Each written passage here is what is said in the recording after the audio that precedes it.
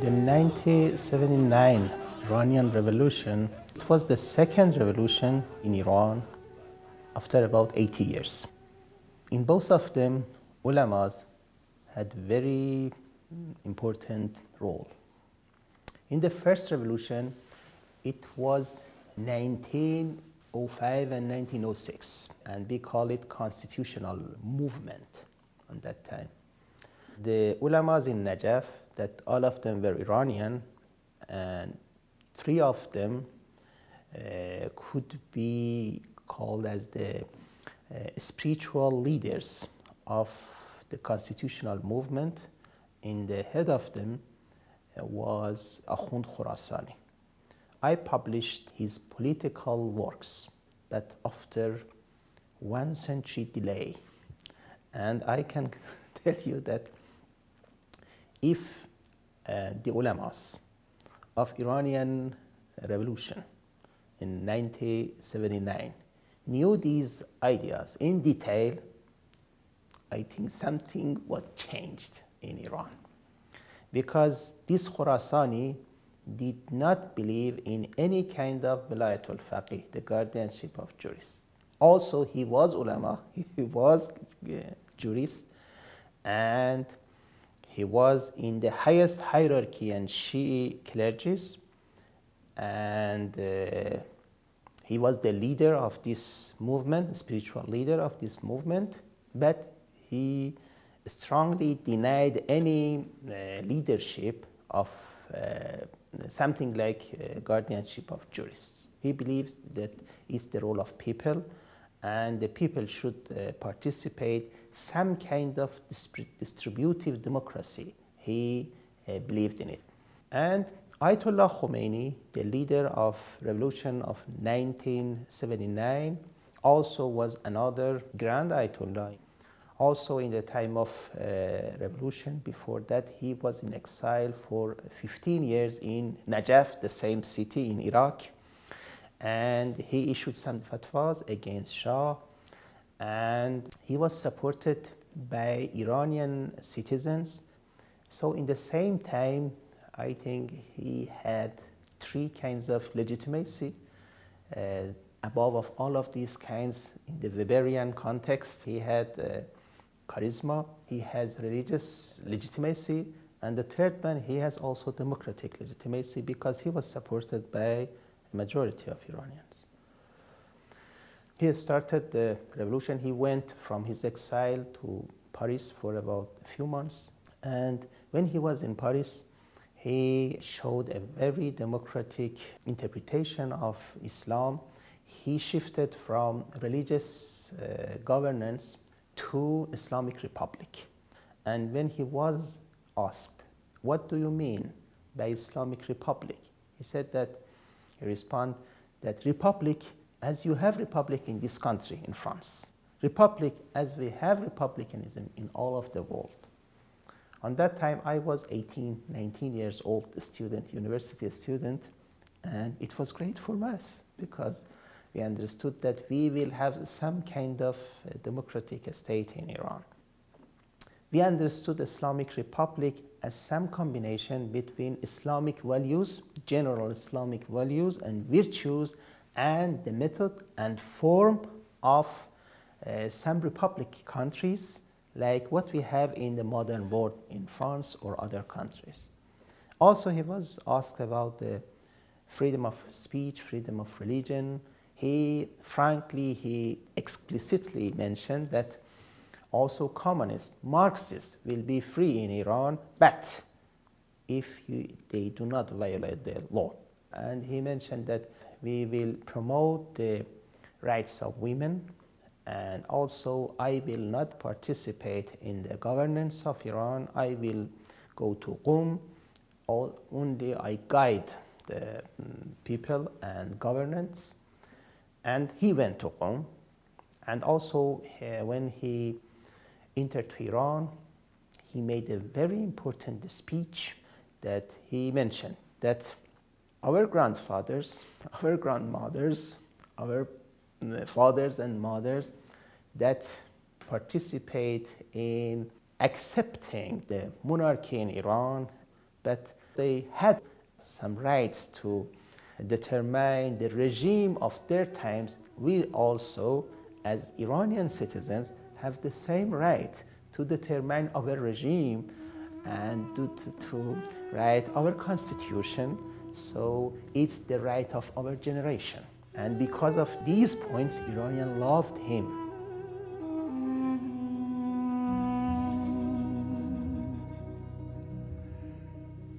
But politics is not theory, is practice.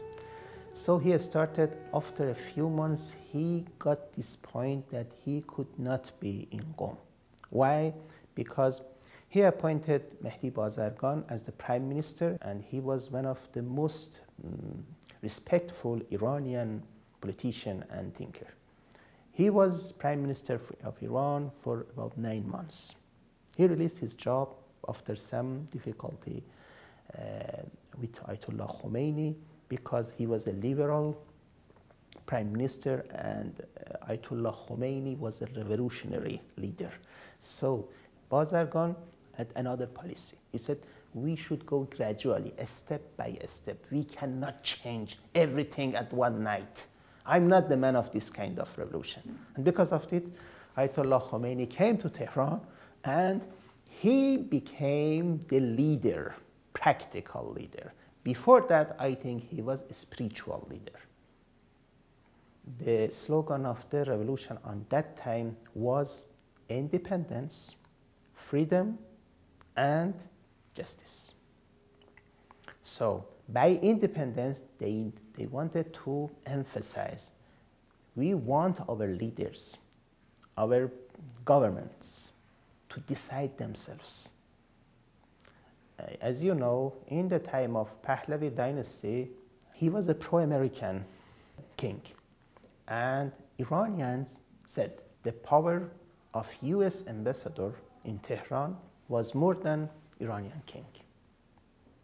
And it was so bad for Iranians because they were so proud of their nationality.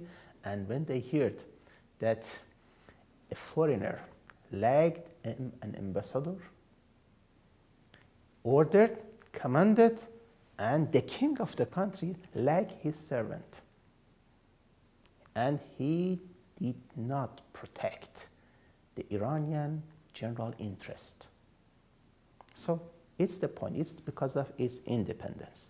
On the second point, it's about freedom. They want to have a free country, liberal country, without a lot of limitation for political activity.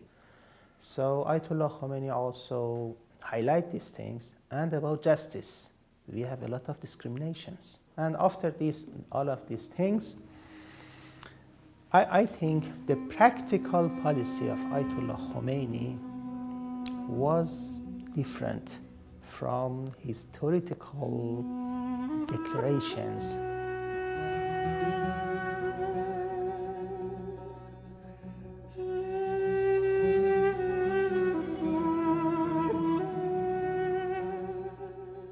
Ayatollah Khomeini could be criticized, and I criticized him, but also he served his country.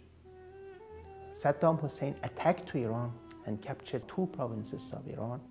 Also, we have some sectarian movements that want to release themselves from the central government of Iran, not because it was religious or something like this. They want to separate the country. Unity of Iran was preserved in his time after an 8 years war. When I came to US, I had some classes on politics and religion in post-revolutionary Iran. I tried to choose some texts for my classes. Unfortunately, I did not find some fair evaluation about Ayatollah Khomeini. All of them showed him so dark. They show him as something like bin Laden. I think it's wrong. I criticize Khomeini strongly in my books, but he was the teacher of my teachers. And also, I think Ayatollah Khomeini had different aspects. He gave the self-confidence to Iranians, to Shias, to Muslims, to Middle Eastern countries. Because of it, Ayatollah Khomeini is a hero in all Middle Eastern countries, not only in Iran. This aspect is so important, and also he tried to criticize foreign policy of US. I think many Americans cannot understand this point. Democracy inside, human rights in the country is something, but foreign policy of US is completely different. It's based on the interest of the government. Iranians love Americans and they want to have good relationship with them, but the 1953 coup of Mohammad Mossadegh was a tragedy for Iranians. And supports of Mohammad Reza Pahlavi, the last king of Iran, the second tragedy. And support of Saddam Hussein, the third tragedy.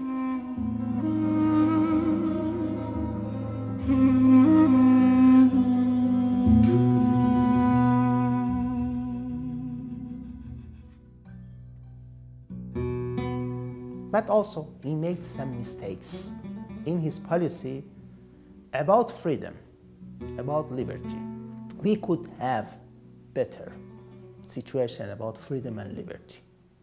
His case is completely different from the case of Ayatollah Khameini, his successor, because his time was the time of war, was the time of those sectarian movements. And because of the attack of Saddam, the complete violence was so natural and common in the country. But the result of this war and those movements were a fundamentalistic governance. I think Ayatollah Khomeini did not want this kind of governance. But these events that I mentioned forced to him and made a different situation.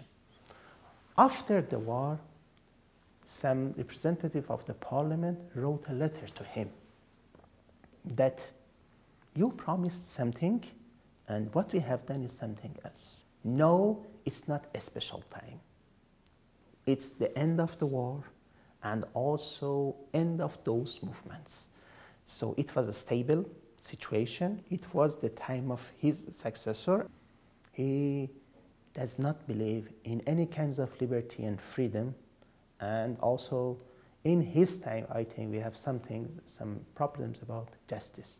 So about the fraud in last election, all the political parties in Iran stopped completely. We do not have any independent journal and newspapers, media. All of them are governmental. About 500 political prisoners are in the jail. And the judiciary power completely is under the political decision of the leader. The last president, Mahmoud Ahmadinejad, I think it was some tragic repeating of the first decade of Islamic Republic. As I told you, the first decade, it was not a good situation, but most of Iranians understood that it was something that forced to the country, and they were so patient. But Ahmadinejad came, and it was not the same situation. But he used the same discourse.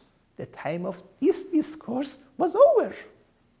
So using the same discourse as I'm the follower of Ayatollah Khomeini is completely wrong. If Ayatollah Khomeini get back to this world in this time, I think he would change his manner.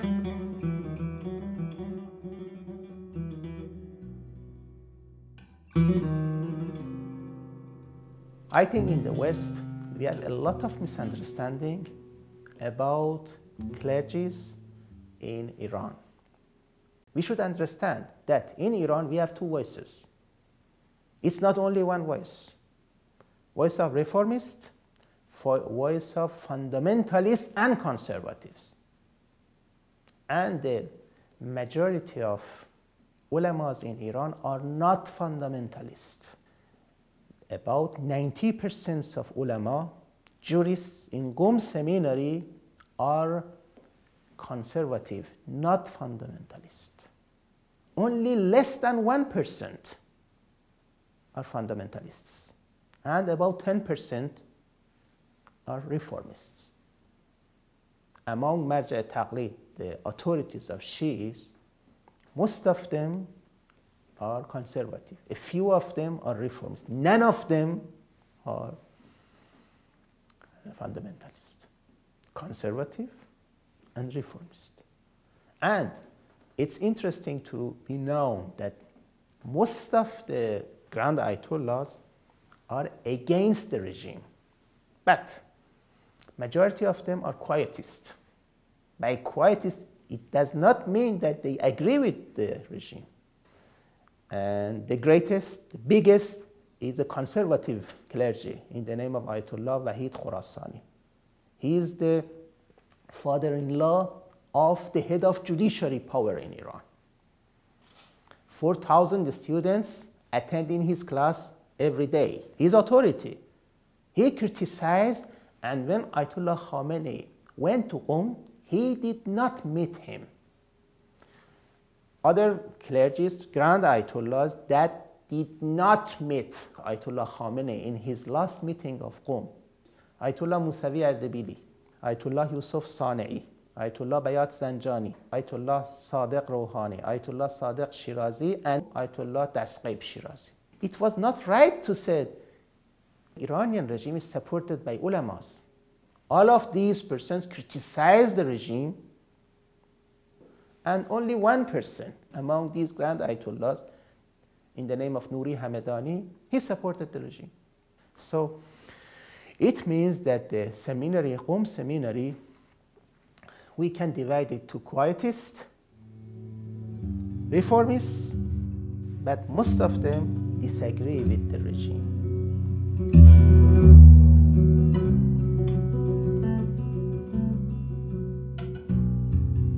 My prison time was completely different from now, because on that time, it was the time of presidency of Muhammad Khatami. Also, there is no fault for him. I was imprisoned by the leader, not by the president. And the judiciary power and the special court for clergies, illegal special court for clergies, was under power of the leader. And I was sure that Khatami was my friend, and he could not do anything for me because he didn't have enough power. So on his time, I was the first person that was imprisoned because of criticizing the terror. I made two faults in their viewpoint. The first crime was I made a speech, popular speech in mosque in Ramadan, in Laylatul Qadr, and the title, the subject of my speech was terror is haram in Islam, it's completely forbidden in Islam. Why? Because we have some fatwas from ulama to kill the writers, the political activists. I said it was completely wrong. No one of ulama can issue such a fatwa to kill a person out of the court. I strongly, for 2 hours, according to the Quran, to Hadith, said Prophet Muhammad completely forbidden this, prohibited this. We do not have anything about it in the Quran, and the Quran is against what we have done. So 1 year for this speech and 6 months for my interview with Khordad newspapers that banned after these things. And it was about revolution after 20 years. I said that it was failed. Why? Because they reconstruct monarchy in the name of Islam. It's not Islamic state, it's a despotic state, and you change the name. We have the king, absolute king. No, we have absolute leader. What's the difference? We didn't want to change the name. We want to change the essence, the reality, actuality. So I said that our slogans were 4. You failed in 3 of those 4. Justice, freedom, and mercy Islam. Except independence. Yes, you are independent, but despotic independent, dictator independent, something like this. So 6 months for this interview. When I was in the jail, I wrote and edited some of my books. 9 books were completed. Ayatollah Khomeini mentioned, and it was written in the wall of the prison, that the prison should be a university. I made my prison as a real university for me in another way. But I think there is no the same time for my friends. It's a very difficult time for them. There was no any torture for me, to be honest, completely. But I'm not sure about my friends that in the time of Ahmadinejad, I believe that they're under torture. Many of them are the leaders of political party. Many of them were the students of the university, active political activists. Some of them are women, lawyers, journalists, and long-term prison. For example, one of the students, about 28 years old, he was sentenced to 10 years prison. Why? Because he criticized the government. A journalist imprisoned that he was in prison, he sentenced to 8 years, and 30 years he could not write as a journalist. Journalism for 30 years more after his finishing the imprisonment was forbidden for him. And 10 years after these 40 years, it means for 40 years, it's forbidden for him to go out of the country. I do not have any legal base for these rules, for this sentence. So, a lawyer that President Obama mentioned her name, Nasrin Sotoudeh, he is the lawyers of these prisoners. No, she's in the prison. And she has 2 small children, 5 years old and 8 years old. I think it's not justice. And what's her fault? Only defending from legal rights of these people. So we have a lot of, I think, there is no fault for these persons. And some of them were representative members of the parliament, 6 parliaments of Iran, about 10 of them. So the prison in this time is completely from prison on night time. So it means it's the sentence for spiritual death.